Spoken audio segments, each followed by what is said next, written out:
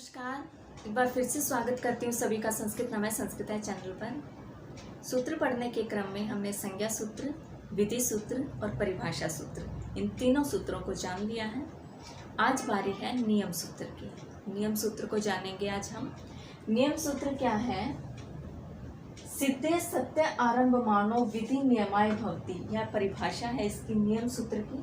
सिद्धे सत्य आरंभ मानो विधि नियमाय भवति, अर्थात सिद्ध हो जाने पर भी, किसी कार्य के सिद्ध हो जाने पर भी उसी कार्य को किसी अन्य सूत्र से किया जाए, पुनः किया जाए, दोबारा किया जाए। यानी कि कोई कार्य हमने एक सूत्र से कर दिया है, लेकिन उसी कार्य को जब हम किसी अन्य सूत्र से पुनः करेंगे तो वह क्या कहलाता है? नियम सूत्र कहलाता है। इसकी अगली परिभाषा है नियमन्ते निश्चयन्ते प्रयोगः येन सः, अर्थात जिसके द्वारा नियमन किया जाए, जिसके द्वारा नियमन किया जाए वह क्या कहलाता है? नियम सूत्र कहलाता है। यानी कि निश्चय होने पर भी उसको हमने किसी सूत्र से बता दिया है, निश्चित कर दिया है, लेकिन फिर भी उन्होंने प्रयोग किया तो वह क्या कहलाता है? नियम सूत्र कहलाता है। इस प्रकार से दोनों परिभाषाएं हैं, आपकी इम्पोर्टेंट है दोनों परिभाषाएं।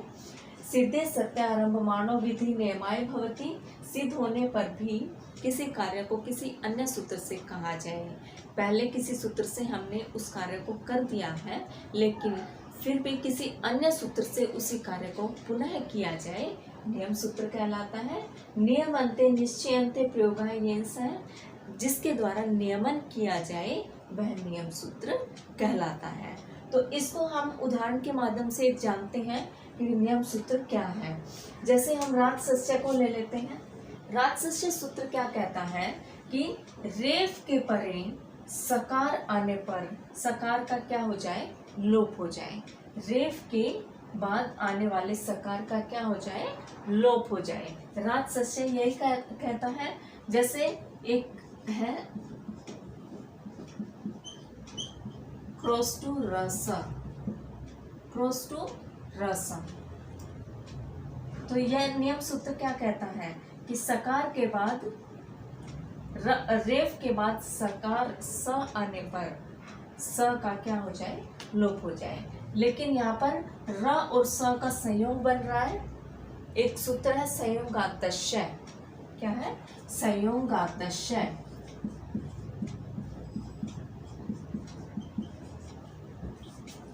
संयोगांतस्य। संयोगांतस्य क्या करता है? र और स का क्या कर देता है? लोप कर देता है। यहाँ पर क्या बन जाएगा? Cross two. अब यहाँ पर बात आती है नियम सूत्र की।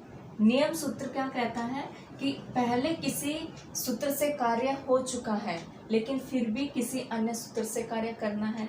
अब राजसस्य में क्या है? राजसस्य क्या कहता है कि रेफ के बाद आने वाले सकार का क्या हो जाए? लोप हो जाए। अब यहाँ पर हम लोप करते हैं, जैसे क्रॉस टू रस, स का लोप कर देना है हमें, राजसस्य कहता है। स का लोप होने पर क्या बचा? र बचा। र को क्या हो जाएगा? विसर्ग हो जाएगा। तो यहाँ पर क्या बचा? Cross two. यहाँ पर कार्य हो गया था, लेकिन यह नियम सूत्र है, नियम सूत्र को भी हमने लगाना है। यहाँ पर कार्य हो जाने के बाद भी हमें यहाँ पर इसको सिद्ध करना था, तो यहाँ पर हमने इसको सिद्ध कर दिया, क्रॉस टू। ठीक है। इस प्रकार से अब हम एक उदाहरण और ले लेते हैं।